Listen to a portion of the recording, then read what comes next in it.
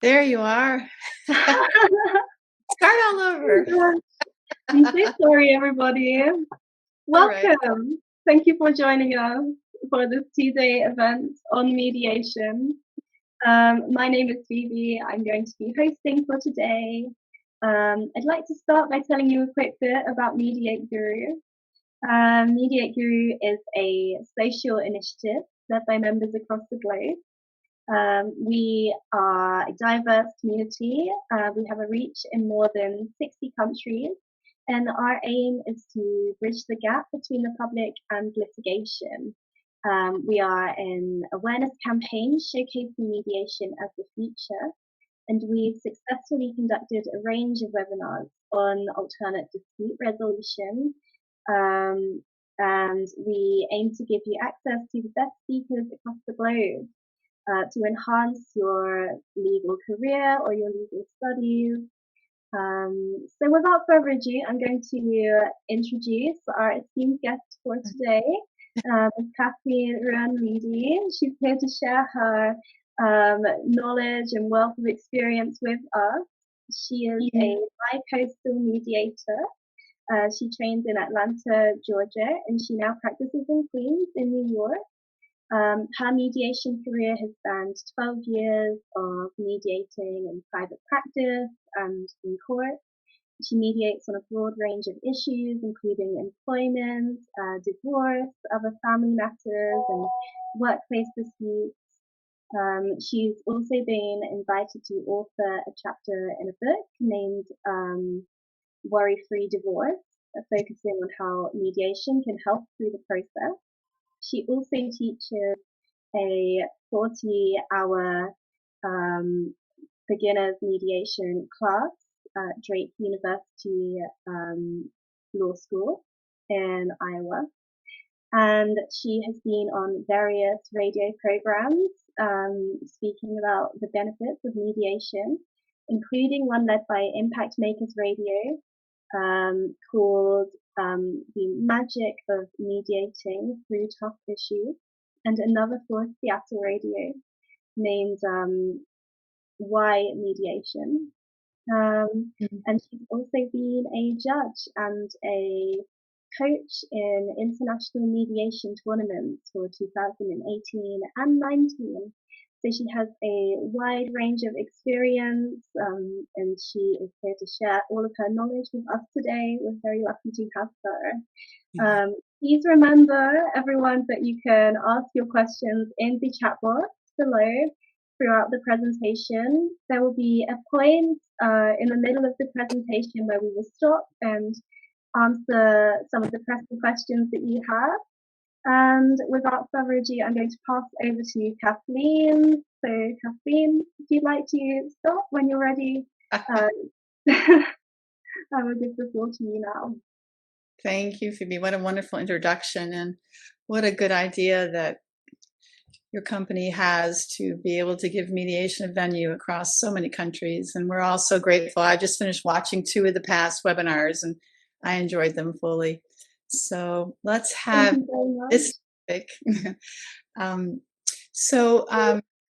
going to go ahead and may I see the slide presentation? Put my glasses on here very quickly. And I'm not seeing, and there it is. So my topic is fearless mediation, all issues on the table, a holistic approach. And we're going to have a glimpse into what I think is really important about mediation and what I like to do and how I like to train mediation and my bent on it after starting in 2008. And I believe in fearless mediation. I believe all issues on the table. And for me, I can only speak for myself. And I hope to stir up, though, a lot of thoughts. I hope to stir up a lot of maybe tools that you might want to add to your toolbox of mediation as well. And I say it as a holistic approach because for me, all issues on the table are, of course, those issues that bring people to court, but it's also what's happening inside people while they're handling their issues in court. We have the issues at hand that are very cognitive and very pragmatic, and I want this, want this, want this. And then we've also got what's happening inside a person as they're mediating. So I like all those issues on the table. And when I see different things like tone and body language and this and that, I also clarify that. I'm not only clarifying the issues that people want to achieve, but I'm also clarifying what I'm seeing in them as a person. So that's what I consider all issues on the table, holistic approach, which brings the whole person to the table, in my opinion. So let's move on through this slideshow presentation. I welcome you, and I'm excited. Here we go. This screen is about the training that Phoebe mentioned, and I'm going to tell little stories along the way. I started out in 2008, and I was in Atlanta partially writing a book half of the year at a time, and my friends were involved with the AirTran Southwest merger before it became public, and we're all sitting around there all talking about everything that's going on. And as they started talking about the logistics, I was at the end of a long row of 8 people. And all of a sudden, after listening for about 20 minutes, I looked over and I said, what about this, and this? And the whole row of people went quiet, and they all looked down the table at me, and they said, you should be a mediator. And I went, I should? And they went, yeah. And I said, okay. So then I called my family, my sisters and my sister and my daughters. And I said, guess what? I told them the story, and they said, you would be great at that. And I said, what is a mediator? And everyone said, we don't know, but you'd be great at it. So that's how my journey started with this whole move toward mediation after being an early retired high school teacher. So all in all of this has been accomplished since 2008. And I would say about all of this, it's been fun, it's been amazing. And I basically said yes to everything that everyone asked me. And because of saying yes to everything, we now have this list. So what's really important to me about this list is the varied ways you can use mediation in your own personal world and what's available out there in the world as well. So I encourage everyone to say yes to as many things as you possibly can. Moving on forward, I always dedicate anything I do in mediation, including the worry-free divorce book that I said no to initially because I said there's no such thing as a worry-free divorce. And then they explained the marketing plan, and I said, okay, I understand now. My daughters took me aside after our lives had fallen apart. I was seriously injured while teaching, and I basically lost my job, my health, and a marriage all within 30 days. And it was quite a struggle for all of us. And they took me aside one time out to dinner in Brooklyn, and I noticed their boyfriends weren't with us. And I said, what's going on? And they said to me, Mom, we want you to go do something else. I said, what do you mean? I'm already retired. I was a high school teacher. I taught health education. I loved it. They said, no, Mom, that's not good enough. You have to go do more. And I was retiring, and I said, more? And they said, yes. And I said, okay, I'll do it for you. So I did it. And this is my team. And I shout out love to my youngest daughter, Carly, who's in London. And I'm sitting here in Queens, where I live part-time with my eldest daughter, Jillian. So we're all together here as a team as well. Moving forward, this is truly my internal mantra. This is what I believe in my heart of hearts. After all these years, about 2 years ago, it occurred to me, this is what I believe as a mediator. And it's important to me, and I talk about it, and I put it in the works that I've been invited to do, such as today. And I'm happy to say this. I see mediation unlocking deadlocks between people, solving issues. All mediation is a conversation between people, crafting those mutually beneficial agreements, which the result I absolutely love. I've been in court, and we've all been hugging and kissing each other in court in front of the judge after a divorce mediation has settled. And I've spent a lot of time in court with small claims, landlord-tenant, which we call summary process in Massachusetts, and as well as divorce work in court. So a lot of my work has been in court, and I draw from those experiences. This is how I teach, to rebuild people and their issues as well. So I'll try not to say so after each one of these slides. I have a couple slides of opening comments, and they're important to me. And we look over here at this visual on the left, and it appears to be a jumble, although when I first viewed it, the word virtue stood out to me right away. And so as you enter my world of mediation, this is how things appear. Sometimes people appear as a jumble, their issues appear as a jumble. And most mediations begin this way. But if you look at that jumble on that visual, you'll see some meaning coming out. And what is meaning after all? And as mediators, we need to be neutral so that our parties, in the states we call parties, our clients are called parties, our parties jumble and their meanings become meaningful to us. And so I always encourage mediators to exchange judgment, how someone might look, seem, feel, act, with curiosity instead, which helps us start with a neutral platform in mediation. Try to exchange that judgment. I've seen people screaming in the hallway, and it's so easy in court to judge them as they're yelling about this and that. And don't do it. Just start with that curiosity instead. The next one says, try to avoid lording the process over people. Oftentimes, especially in court, we kind of, as mediators, we have our mediation process and someone comes to the table and we start at the beginning of our process.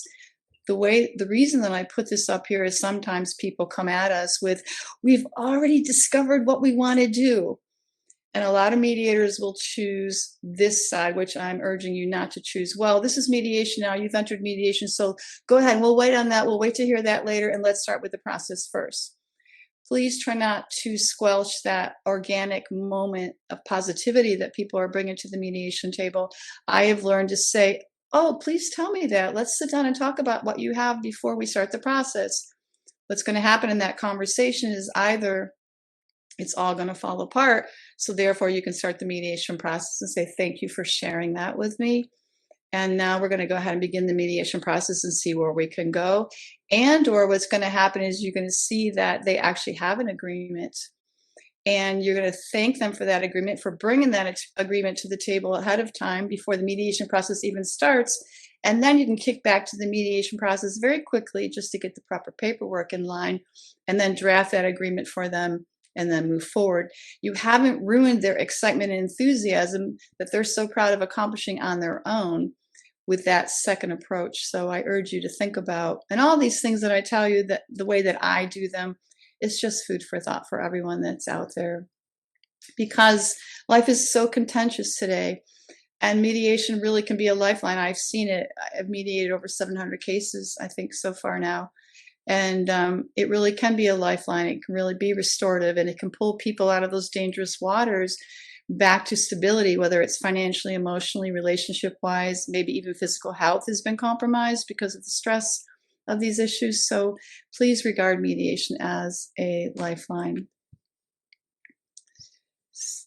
Next, we have my last slide of my opening comments. And I believe all of this that you see. I do believe that mediation is an oasis of issues that command attention usually in our society, the power and the money. And I do think that justice and fairness and energy do replace and dethrone valuelessness and worthlessness and punishment. I consider this a truly beautiful exchange, and I love watching it as it happens step by step in mediations. We deserve better oftentimes as people. And oftentimes people come to the mediation table and they've been betrayed. And sometimes they've even betrayed themselves. They've agreed to something they haven't wanted to do, or they trusted somebody and they knew they shouldn't have, but they did anyway, and it all turned out wrong, which brings them to the mediation table. So they come to the table strongly charged somehow. Sometimes that charge is a crippler of their essence as a person. Sometimes it's a huge motivator. I want what I want, what I want. This is how people show up. And if we look at mediation by design, it has a venue of neutrality because mediation has principles. And these principles, the 5 concepts of mediation that most states acknowledge, they evaluate people uniformly.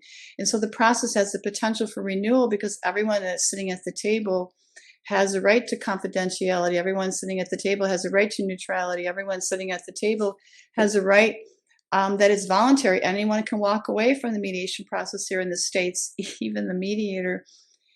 The other 2 principles of mediation here in the States are self-determination, that a mediator is not going to tell you what to do, that you get to make those own decisions. And lastly is the right to informed consent, where people can actually stop the mediation process if they're not represented and make a phone call or go downstairs to legal services or call a friend, phone a friend, and find out more information before they move forward in the mediation. So I see the mediation table, as I like to call it, as one of the rare neutral venues left where everyone has the same amount of presence and importance at the mediation table, which brings us into these three words that I've highlighted in the middle of the slide: the justice, the righteousness, the beautifulness, which fair, all these root words of where these concepts come from. I particularly love the one for mercy that comes from the Latin merc, which means from mercantile and merchandise, where a price is paid, that the debt is paid. So forgiveness and mercy actually pay off the debt, and all of the justice or punishment that was being expected or handed out is traded off for this mercy concept. And the thing about these concepts that's important to me, that I stress when I train, is people can feel this. We all know what unfairness feels like, and we all know what fairness feels like. We can feel it. I am 63 years old, and I am still remembering when I was in second grade, when I asked Santa for a dollhouse, and under the Christmas tree at my grandmother's house, I saw the beautiful dollhouse, and I assumed it was for me. And when the present was open and the tag was read, it was for my cousin instead of me. And at 63 years of age, I still feel a little twinge of how I felt, because it was so unfair, because obviously Santa gave the present to the wrong girl. And I will never forgive him for the rest of my life. And I'm saying that because we all know that it's true, that these words, these concepts have value and they have meaning to us. On the bottom, I talk about how our cultures tend to chase power and money and things as we climb that ladder to what we think is success, and oftentimes is success. Unfortunately, if we're not wise enough, we leave behind our horizontal relationships. The adhesiveness breaks down in them of our family, our friends, and what we do for society, and there's a price to be paid. And typically when we're chasing that vertical climb, chasing money and chasing power, our relationships pay the price. And I've seen mediation rebuild and restore and renew these relationships that have been forsaken or overlooked in the chase that we are making money and providing stability for our family or stability for ourselves. The next slide takes us into the highlights of this session. And this is where we're going. I practice facilitative mediation most of the time, and it's my preference. We're going to look into the world of what I think makes up all of this through all of my experiences and my training and my education, between lucky enough to start training at the Justice Center of Atlanta, and then move to Mediation Works MWI in Boston, and then move to Cape Mediation on Cape Cod. I've had over 300 hours of training, and it's really been eye-opening.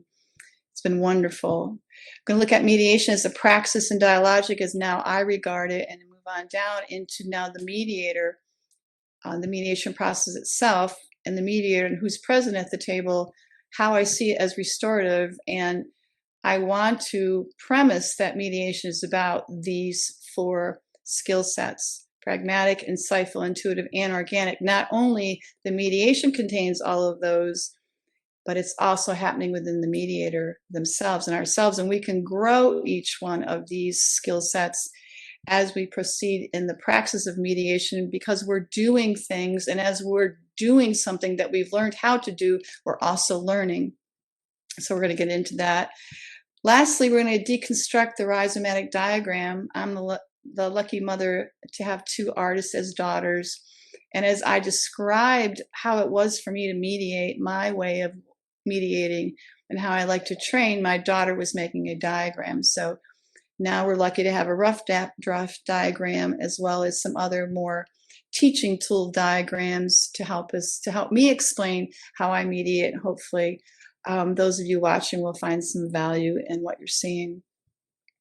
Lastly, I want to look at the energetic flow of positions. People come into mediation with positions.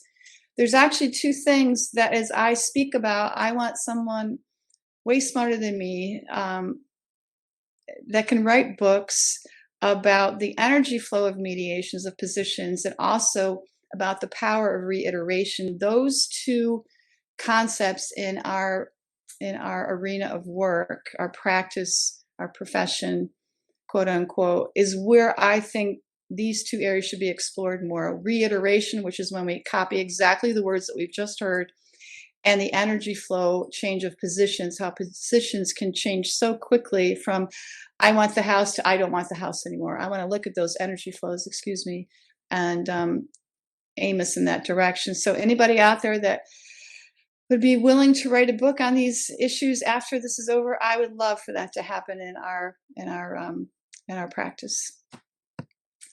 This slide is mediation as facilitative, and this is what I normally practice, where the mediator is not forefront of what's happening. The people sitting across the table from me are the most important people there. And this is how mediations are not directive, where you're telling people what to do, but you're finding out what people want to do, which is a huge difference in mediation. Look at these questions. They're open-ended questions, which means there's usually more answer than a yes or a no.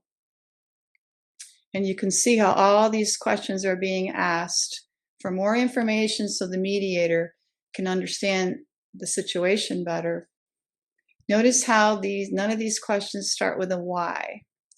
I do not train people to ask a lot of why questions. I train people to say, can, how, or what? How does this look to you? What does this feel like right now? Can you tell me more? These are open-ended questions that don't require a value to be added onto their answers. And it also doesn't require you as the mediator to value what you just heard. I consider that something that you don't want yourself to be put in as a mediator. So don't let that happen. Have you given any thought to something? What is the best or worst case scenario? And also, if you're going to ask the best or the worst, then you need to ask the most likely. What do you think is most likely to happen? So these three questions go together in what we call the reality check of the mediation. I have some favorite questions here. And one of my favorite questions is this one. Are you both comfortable talking to each other this way? Oftentimes, mediators like to constrain conversation, especially when it gets elevated. And if you're going to remember that we're supposed to be neutral, and people have been dealing with each other for more years than we know, and we haven't walked a mile in their moccasins, so to speak, this is my question when things get heated. This is a go-to mastery level question, I call this. That means that I'm finding out if they're comfortable talking to each other. It doesn't mean that I'm uncomfortable now because of the tenor of their voices or because a nasty word has slipped in and out of their conversation. I want to know if they're comfortable. What's going to happen with that question is really interesting. Both people may say yes. Both people may say no. One person may say yes and one person may say no. So to reiterate, which is my main style of mediating, it's very simple because we should never be working harder than our parties. As mediators, we should be way more comfortable than our parties because we are holding the space for them. We've got their back, we're holding the space. So we need to be relaxed and more third party, not getting so involved. So that's why one of the reasons why this question. If whatever they say, it doesn't matter. I'm going to say, so you said yes and you said no. I just heard you say yes and you just said no. So what would you like to do? And again, I keep pushing back on them so I can find out what they want to do. So I'm clear on what's making them happy. A lot of times when people raise their voices, they'll go, yes, this is the first. Yes, we want to keep talking to each other that way. And I just sit back and I say, okay. One time I had a divorce mediation with clients for 7 months, and they talked to each other at an elevated level for 2.5 hours, because I typically mediate in my private practice for 3. And after 2.5 hours, I kept interrupting them saying, are you sure? Are you sure? And after 2.5 hours, I finally said, we only have a half hour left. Do you still want to keep on talking to each other this way? And they said, no, we're done. And thank you very much. And now we feel better. So this is a very important question. It's one of my favorite. Another favorite question that I have, is there anything else? This is pivotal for me and pivotal when I teach. When people are talking and you're summarizing along the way when they're talking, you want to know if you're to the bottom of everything. So the most valuable question you have as a mediator, or if you feel like you're stuck, you don't know what to say, you just simply ask. Is there anything else? And if there is, they'll tell you, and then you summarize what they tell you, which we'll get into in a little while. And then you ask the question again, is there anything else? So these are some of my favorite questions in this list of asking open-ended questions. In the 70s, mediation came into the States in a big wave. We have 3 really big influences with the beginning of mediation in our system of justice here, and one of them was our Chief Justice Warren E. Burger. You can see his span from 69 to 86 was how long he sat in that position, which is a very long time. And this is what he said about lawyers in the courtroom. It's pretty indicting, yet I do find a place for lawyers. I believe in having counsel in the mediations with me, but look what our Chief Justice said. In addition to him, Warren, our Chief Justice Burger, arriving at these conclusions, we also had a couple other influences. We had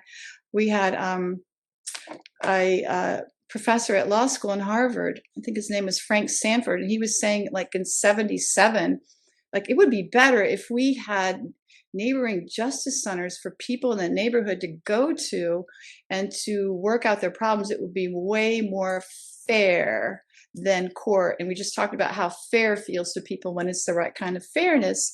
So he said, let's do this. So basically, along comes a, excuse me as I glance over here, along comes a another character, Judge Griffin Bell, who was became a U.S. Attorney General at the time, I believe. And he said he heard this lecture out of Harvard, and he said, let's do it.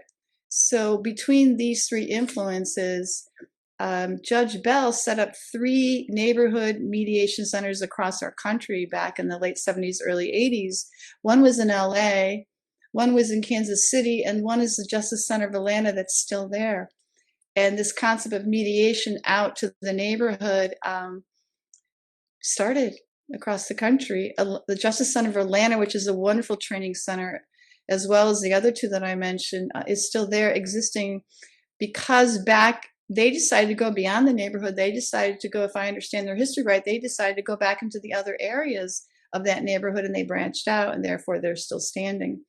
So this is where our mediation concept came from. And our first mediators were lawyers, as they were charged to please make this a new legal experience for people.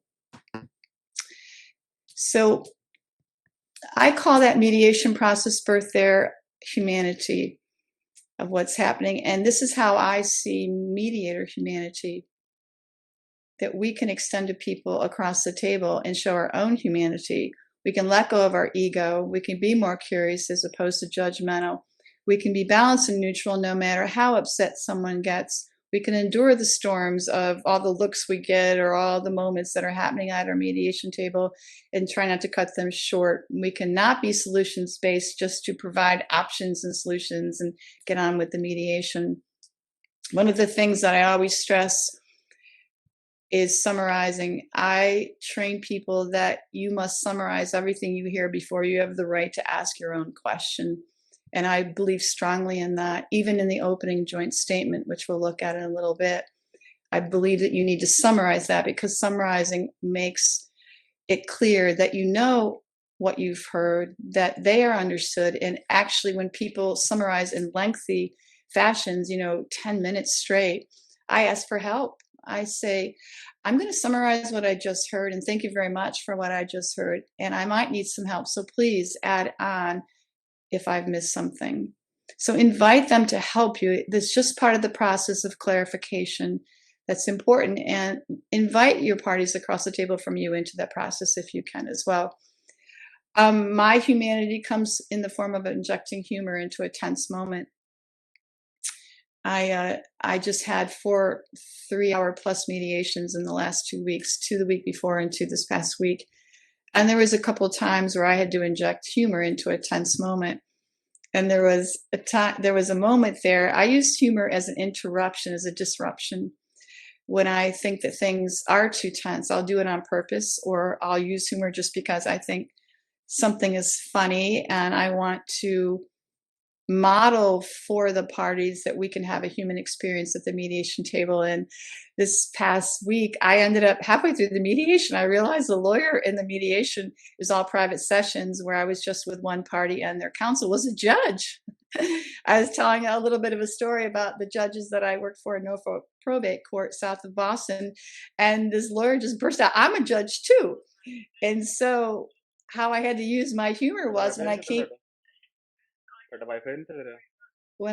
back with a well, she wants 5 years, and now I'm calling him honor and sir. He said 5 years, and I said, yeah, you said 3 to 5, so she didn't want 3, she didn't want 4, she wants 5. And then he looked at me, started laughing, and then I looked at him and started laughing. So that's an example of humor.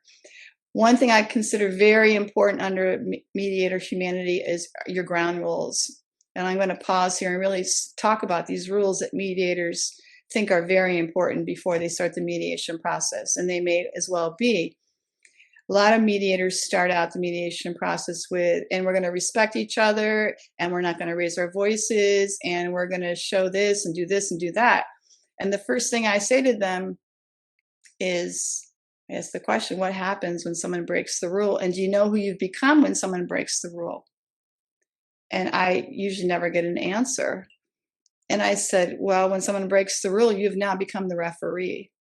And now are you going to be the referee of all these ground rules that you have set up?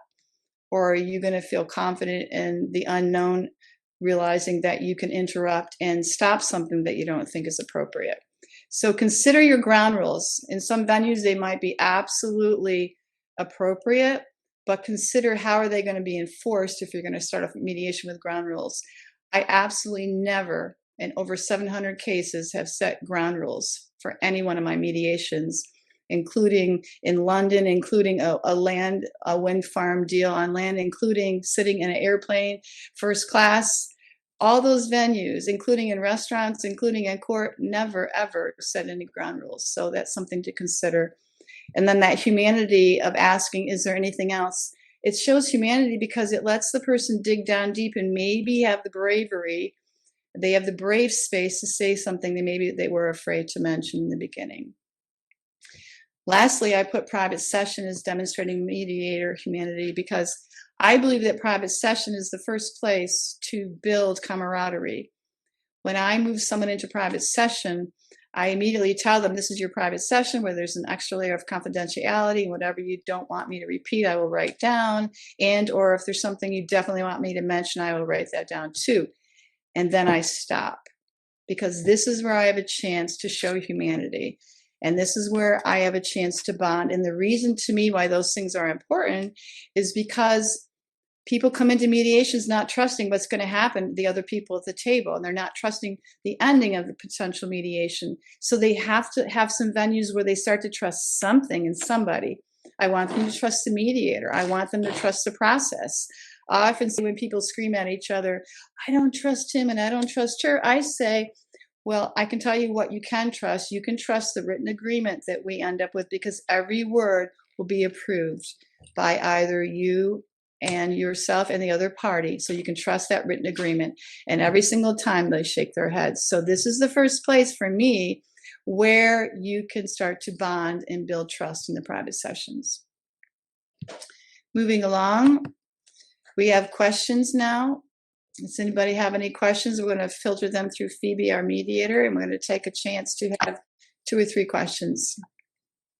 Okay, thank you so much, Kathleen. We do have some good questions. The first one, I think a lot of our viewers can relate to. A lot of our viewers are law students currently. Mm-hmm. So the question is, what are some of the most basic skills that law students can form within themselves to have a career in mediation? I mostly train lawyers and law students. That's a great question for me. Thank you for it. You guys are so well trained and you're so smart. First of all, I always love having counsel in the room. First of all, just so you know. Secondly, the greatest thing that you can build as a skill is to not think that you know what's going to happen, because in the law, you know that you know what's going to happen because you're oftentimes strategizing and you know the law. So don't think that you know what's going to happen. Put your curiosity out there, remain curious, and do this. Lots of times I think I know what people are going to say too. So I have a box in the bottom of my mediation notebook. I call it Mediator's Back Brain. And in that box goes all my thoughts of where I think the mediation is going to go, what I think they need to do, because I think I know things too. And I write it all down there. And I never say it. I never say it unless the parties get stuck. So now I'm using my brain to help them, because if there's an impasse, I will become a bit directive. I'll say, well, this is what I was thinking as your mediator. I was thinking this. May I ask one of my questions? May I bring a comment that I have onto the table? I always ask permission, and they usually say yes. Matter of fact, they always say yes. So that's what I would suggest to law students, to do that. Okay, I see. Would you say it's important to be very self-aware then? Mm-hmm. Yeah. Okay. Thank you. Our next question is, how do you ensure that the parties are telling you everything that you need to know? How do you ensure that they're being completely honest with you? How do you build that trust? I know they're not telling me the truth. I already know. I accept that. I don't care whether they're telling me the truth or not. I really don't care. The way that you really get to the bottom of it, the way that I mediate, is clarification. I clarify everything all the time. We have to understand how important clarification is. And because I reiterate when I clarify and reclarify, I'm always reiterating. I'm using their words. And this is where I hope our industry goes further, because a lot of people say reiteration is just parroting. And to me, it has way more value than parroting, because reiteration is using their words. I'm honoring them. I'm acknowledging what I've heard. I'm validating them. So I reiterate. So when they say, my cat has pink spots, and I go, oh, I just heard you say, as an example, your cat has pink spots. Now they've said it once, I've said it back, so now it's in the air twice. They have a chance to change their mind. No, they're not really pink, they're kind of like fuchsia. And so then I clarify and say, oh, now you're telling me your cat has fuchsia spots. And they say yes.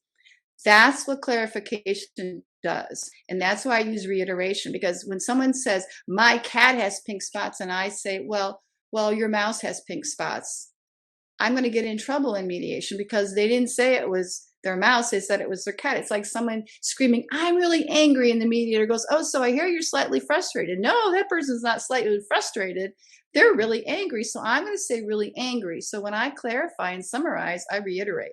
Like 95% of my practice is reiteration.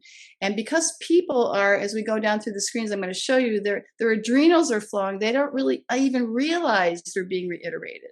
But the value is really high value for me. So, excuse me, by the time we clarify so much, I've gotten to the truth. And the truth comes out because people feel safe. Excuse me. I see. It comes out eventually then. Yes, it does. Mm-hmm. I think we only have one more time for one more question. So I have one here. What is your opinion about appellate tribunals in arbitration? I guess your background. Yeah, I think I like all the venues of litigation, including the ADR, the Alternative Dispute Resolution. Arbitrations, people need to remember, they can be binding or non-binding. A lot of people don't know they can be non-binding as well. I think they all have their place, but I think the greatest humane place is the mediation table. I think before we arbitrate, we should mediate first, because people are in total control. When an arbitrator hears all the facts and it's binding arbitration, the arbitrator is making the decision. So there it is again, out of someone's control. The mediation table, the parties at the table are in control. So that's how I see that. Wonderful. Thank you. I think we're about halfway through, Phoebe. How are we doing? We're doing good. I'm going to pass it back over to you now to carry on and continue with the presentation. All right. Thank you. You were great, Phoebe. Thank you so much. Thank you very much. Thank you. I will go away for now. All right. We're going to start to get into the training. Mediation is a praxis. It's a praxis because You learn the concepts of mediation, and then you actually have to do it while you're mediating. So you're ever changing. You're never going to be the same mediator after every time you sit down at the mediation table. So it's a practice that's grown. It's a dialogic because it's a dialogue. It's us as the mediator and it's them as the parties. And then it goes back and forth. And as the parties say something, we learn and we grow. And as we say something to them, they learn and they grow. And as the other party talks to the other party, they learn and they grow. So I want you guys to start to get an understanding, excuse me, everyone that's watching, an understanding of everything that's starting to go on here. And in MWI, Mediation Works Incorporated in Boston, they have this very famous skill set of mirroring, and that's what you see here in nature. And this is what I like to do as a mediator. I like to mirror what's happening, especially with words, across the table and pay attention. In MWI, we do this thing where we sit across and we call it, you follow the mediator. You follow the finger, you follow the party. Wherever the party goes, you go as the mediator. So we do this little exercise where I move my hand over there and the person over here follows me. So the idea is to follow the party just for fun. If the party's talking about the Red Sox, don't ask them about the Yankees, because now they're not talking about the Yankees. They're talking about the Red Sox. Talk to the parties about the Red Sox as long as they want to talk about the Red Sox. So that's what this slide talks about, that this is a process and it's really, really vibrant. The next screen talks about your ever-changing mediator style, confidence, and courage, as I like to say. And it is ever-changing because this is a praxis. And mediation has steps to it, which is pragmatic. And then the mediation gets to the point where you go around the corner and you don't know where the mediation is going anymore. You don't know how it's going to end up. And that takes your style, confidence, and courage to be able to navigate those twists and turns in the road, because you as a mediator have to keep up, and the mediation itself is going to be twisting and turning on you. So everything is ever changing. So I want to talk about style. The next 3 slides, if I were just sitting with you having coffee and you're across the table from me, these are the kinds of comments I would make about your style. Your style as a person is your manner of behavior and how you do something. And these are all the things underneath there that I would be saying about your style. Who are you and how do you think? And on a scale of 1 to 10, how much personal warmth do you have when you greet people? How do you know how the outside of you is coming off to people? So you can prepare them for the mediation when you change as the mediator. For instance, I am very warm in the beginning of a mediation. As the mediation goes through, we get to the part of doing the deal. I stop people and I say, look, from this point on, I'm going to run a very strong mediation. And I'm not going to allow the past that brought us here to taint the present that's going to build the future. The past is not going to make your future. What we're doing right here in the present is now going to determine your future. So I'm going to stop you if you try to talk about the past. I'm going to put up my hand and actually stop you. And all of a sudden I become very strong and all that warm, fuzzy stuff is kind of gone a bit. So you want to prepare people for how you know that you may change in the different parts of the mediation if you do. Can you change and adapt to when things change or when you feel something, when you're impacted by the mediation? I am very task driven and no one is off the hook in the mediation because everything they say at the table, I own that. I will use that in the mediation, but they don't know that when they first meet me. So this is me too, as well as this warmth up here that we're talking about. And being warm is not better than being pragmatic, and being pragmatic is not necessarily better than being warm. If I'm too warm, people can be suspicious of me and say, oh, what's up? What's going on with this woman? And da, da, da. If you're too pragmatic, it can be a bit too dry and it might be hard to bond. So we need a blend of pragmatism and warmth at the table according to your style. And it can be practiced, it can be matured, etc. And that talks about down here. And basically, we want to be large enough as people to wrap our proverbial arms around all kinds of thinking mind styles in a mediation, at the mediation table as well. The next one talks about confidence. Confidence is just simply feeling certain. And all of these things I regard as what we need to be certain about. Everything underneath here, everything, especially conducting the process. I know that I'm conducting the mediation process. it oftentimes tries to be disturbed by people, and I will stop what they're trying to do and say, thank you for what you just said, but this is the part of the mediation that we're in right now. We're in the opening joint session right now. We can't, this is not what I want. A general overview of what's happening, not all these details. We'll save the details for later on in the mediation. So we want to own that process. We want to maintain the core integrity of the process. We want to be able to remain neutral. The confidence is shared. You bring confidence in, and then you can share it with others. When they're in the part of the mediation where they don't think it's going to settle or they're frustrated, I say things like, mediation is not a microwave process. We've made this kind of movement forward, and we're going to continue to make movement forward. And that's bringing your confidence to the parties. And again, the confidence and the ability to manage the process no matter where it leads. Mediators, we have to be comfortable with the uncomfortable. We also have to be comfortable with the unknown. We can't think just because we don't know what's going to happen, we have to be uncomfortable now. We need to be curious and excited about what's about to happen. The last one is courage, and courage, of course, is strength of heart. This takes a lot to do, and I'm going to check my time just very briefly here to see where I am. It takes a lot to be strong sometimes in a mediation. It gets scary. People dig in their heels. We're uncomfortable. There's ambiguity. We're judging instead of being curious. And sometimes people walk out of the room. So all of this is very, very important to be able to have to build your confidence, your courage, and your style as a mediator. And oftentimes, because it's a praxis, it gets built with experience. We're going to go into knowing yourself. I'm going to refer to Dr. Gregoric, who's actually on this webinar with me. Hi, Anthony. And we're going to look at the mind style. And I give this test when I train because it's very important for me, for people to understand. You typically don't have personality clashes with other people because we're supposed to enjoy diversity. You typically have a lack of understanding of how someone's mind style is, how their mind thinks, and what their style is, and their style is matched to themselves. So I put in the links down here where you can go ahead and access that to see what that test looks like. And that test is actually called the Style Delineator. And this is Dr. Gregoric, who's on the line with us. And this is his work. And I have found it incredibly valuable, to the process.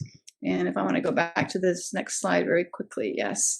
And I can tell you, right, when I took this test, the first place I took it was the Justice Center of Atlanta, and then I brought it into the Mediation Center in Massachusetts where I worked. And I am these three. I'm a concrete random. You can see how this is, the abstracts are here and the concretes are down over here. And then on the right, we have the random, and on the left, we have the sequential. So I am here.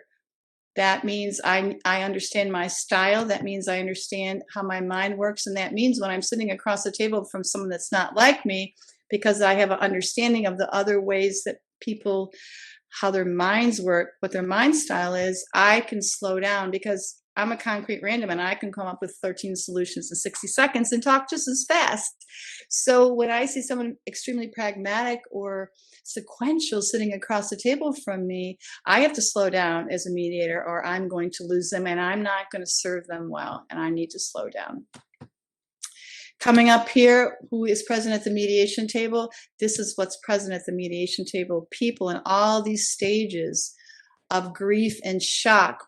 I have friends that when they do their intake, they have these amazing private practices. They won't even take a mediation with someone in denial because they're not ready for mediation because they haven't entered anger or bargaining yet. I want to make mention that these shock responses, you see all this in mediation, you see these people responding, and there are 4, not just fight or flight, there's 4 of these. There's an article links in the bottom of my slides where you can go ahead and reference these, but this is what you see in mediation. And you have to deal with this except for one example. And this is where I'm going to say that every mediator, law school student to be, whomever, I would advise you take a course on trauma training because mediation works for everyone in these stages except for someone in serious deep trauma, because the more we summarize for someone in serious deep trauma, the more they will cycle into their trauma, and then they will reach a point in the mediation where they will just explode because we've traumatized them with all of our summarizing, because they're reliving everything we're talking about as they talk about. And I can give an example of that at the end here if I have time.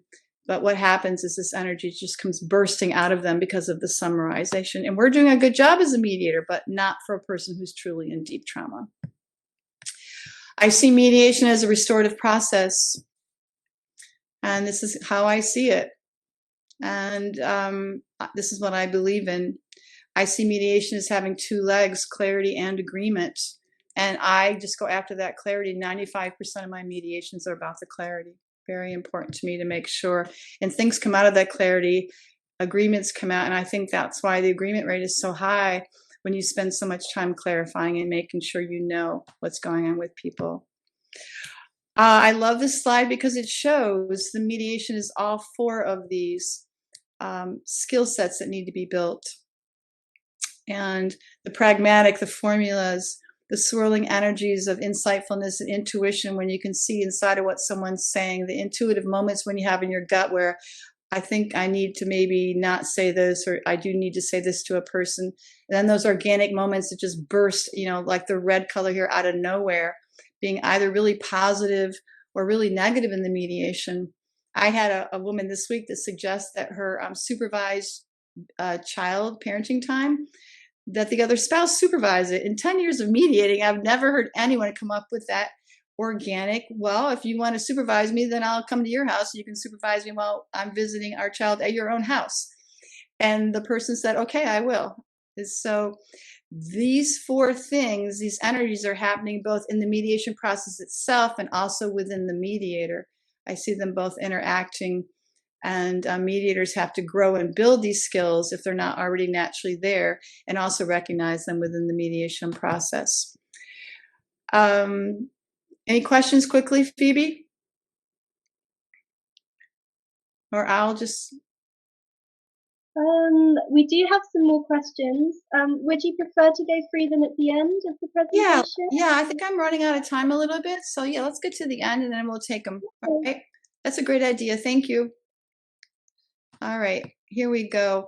This is how I see mediation in my practice. I see the skill sets of the mediator around the outside, because a conflict caused by an issue, people are seeking justice. So this is why they're there. I see the skill sets of a mediator being around the outside and being attached to the mediator style, confidence and courage. I see the mediation as all of this, a physical component of it, both in the room as well as metaphysically within the person, and a mental part of it and an emotional component of it. We put it into a rhizomatic diagram for everyone to see, because this is how I see it.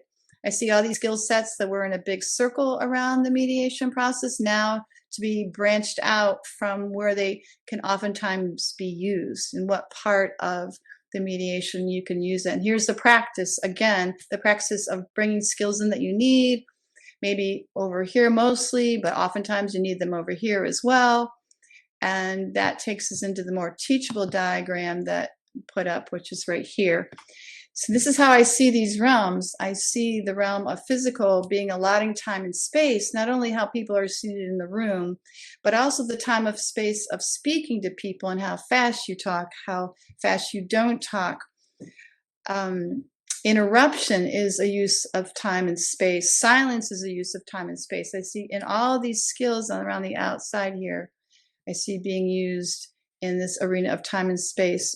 Over here with the mental part of the mediation process is all the gathering and processing of information, and how are you going to sort through that information, and how are you going to sift it as well? What are you hearing that's useful?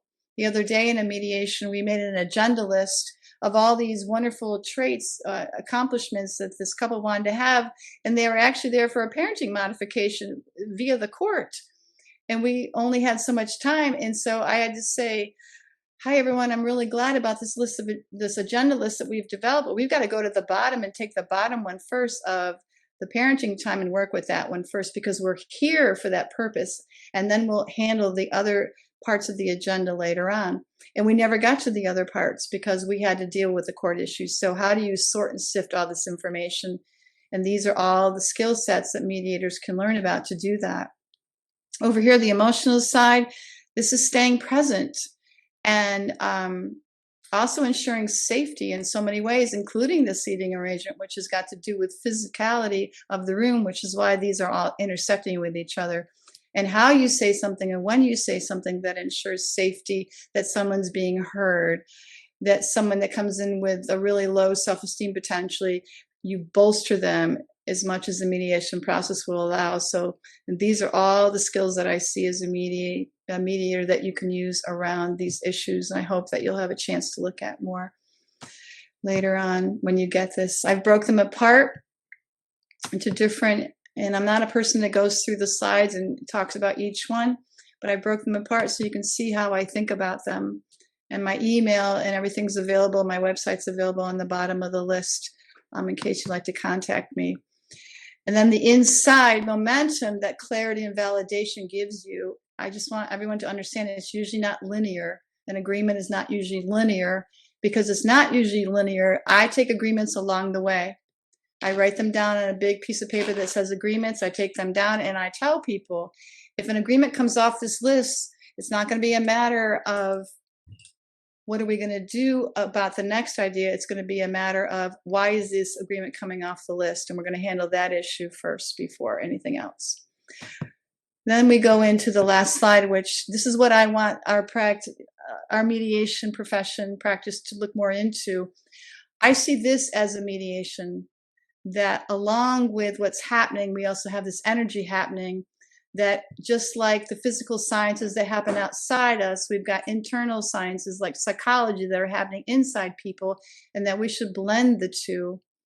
And this is exactly how I see people come into mediations with these energetic positions. And that's a factor, which begs the question, what are we going to deal with first? The energy that the person just pushed out of them or the person? And these are the questions and decisions we make as mediators. And I think I'm out of time, so I'm going to go back to Phoebe. And let's end our time together with Phoebe's questions. Okay, thank you very much, Kathleen. We do have some really good questions. We are running a bit short of time, so we'll just go through a few of them. Mm-hmm.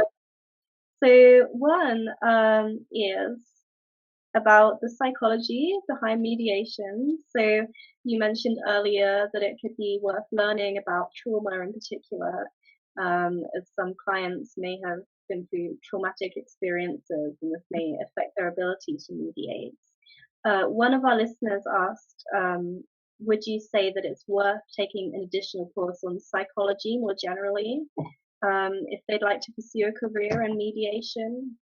They can, of course, absolutely, but I don't think that they need to. I think that what happens with my mediations and people that mediate like I do is that we get the clarity. That last slide that was up, that clarity comes out with all those concepts of mediation. When you go for the clarity, all the healing comes with it. So I'm not in my head when I'm mediating. I'm basically into people's hearts and minds at the same time to see what they want. It's the clarity that brings the beauty to the mediation, not something that I've learned in psychology that I've decided to do. The other day, I told my parties, I don't negotiate mediation. So please don't ask me to negotiate as your mediator. I really don't ever negotiate. I simply seek clarity. Once people know their own minds, they can make better decisions for their outcome, what they want to put into their agreements. So for me, it's all about the clarity. Okay, wonderful. Thank you. Another one of our listeners has asked, so obviously there are some strong emotions involved in mediation, particularly with family disputes and things. Somebody asked, how do you avoid risking emotional involvement in a mediation? Because I'm just too curious about their emotional involvement. It's not about me. In the way that you address that, I go straight into that heat. I don't ignore that heat. And I could tell stories if I had time where I've gone straight into the heat. You just reiterate what you just heard. And you say, I'm just going to tell you what I heard. And this is what I heard you say. And they're going to say yes, or they're going to change it. And you're going to say, is there anything else? And you just keep going until they get to the bottom of it. And then you have the clarity. Then you make sure you have the clarity. by summarizing one more time. So don't be afraid of the heat or the emotions. Be grateful and be complimented that they're out on your mediation table, because I always say the mediation table has room for all of it. Okay, wonderful. So this one is maybe a bit similar. Somebody's asked, this, I'm sure this is relevant a lot of the time. How can one manage annoyance or frustration during a mediation? You take a break. Yeah. You just take a break. If you're really frustrated, if you as a mediator are frustrated, you have to take a break, because you owe it to your parties to give them your best you. If they're frustrated, you want that. You want that out on the table. And if people are frustrated because people are frustrated, you say, thank you for bringing that to mediation table. You give them your confidence. We're going to get through this. And right now, this is important. And you may put them in private sessions, but not because they're being punished, because they've been too emotional at the table. You're just going to say, you know what? I want to talk to you more privately about this so we can just speak at length. Don't ever use private sessions to punish somebody because there's been this outslot, because one person's going to feel guilty and the other person's going to feel like, haha, I told you so. You got in trouble with the mediator. And you just don't want any of that at your mediation table. I see. Thank you. And we have one more question. So you said earlier that you don't like to set ground rules during your mediations. A few different people have asked, how do you manage to control the mediation without ground rules? Because I'm clarifying all the time. So that controls the mediation in itself. And then if I think something is too heated, that's when I say, and please don't apologize for interrupting your mediation. You put your hand on the table and you say, I'm going to interrupt you now. I just want to check in quickly to see if you both are okay talking to each other this way. That's the only question I ever ask, because you know what? If they are, who am I to tell them they cannot?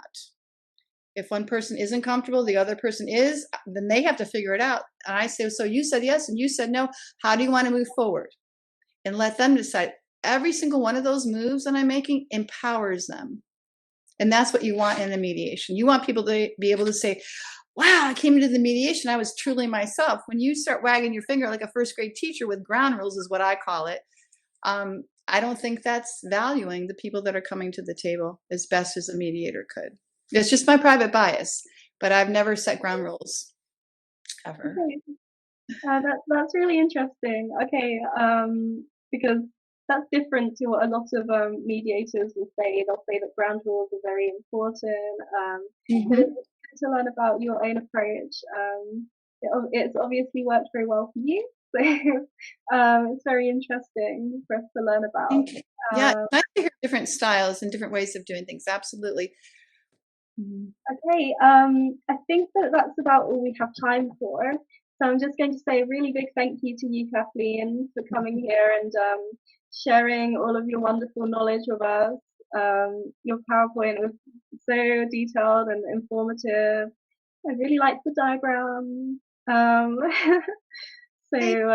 Thank you for having me. Thank you to everyone for listening, and I hope that it spurs on our mediation practice into other arenas. And I believe in the justice of the neutrality of the mediation process. So thank you for having me. I'll be looking forward to listening to Maureen. She's going to come in tomorrow with those really intense mediations. So we'll learn more about that, and I'll be there. Yeah. Goodbye, and have a great evening. Oh, thank you very much, Kathleen. And also, you're happy for us to still share the PowerPoints with all of us? You can share it. Anyone can contact me via my email or my website. Absolutely. Okay. I love training. I'll be glad to come train. Okay, wonderful. So everyone will have Kathleen's contact details. So they're at the bottom of the PowerPoint. So if you'd like to contact her via email or LinkedIn, I'm sure she'll be happy to answer any more questions that you might have. And please, like Kathleen said, please make sure to be on time for tomorrow's session with Maureen Robertshaw. She's going to be talking about some heavy topics. We're going to be learning about intimate partner relationships, so important stuff. And in order to receive your certificates, you also have to attend both sessions. So it's important that you be there. The attendance form should have been put in the chat now, so please fill that in, and tomorrow we will have a feedback form for you as well. So once again, thank you all for coming, and have a great day. Bye, everybody. Okay, bye, everyone.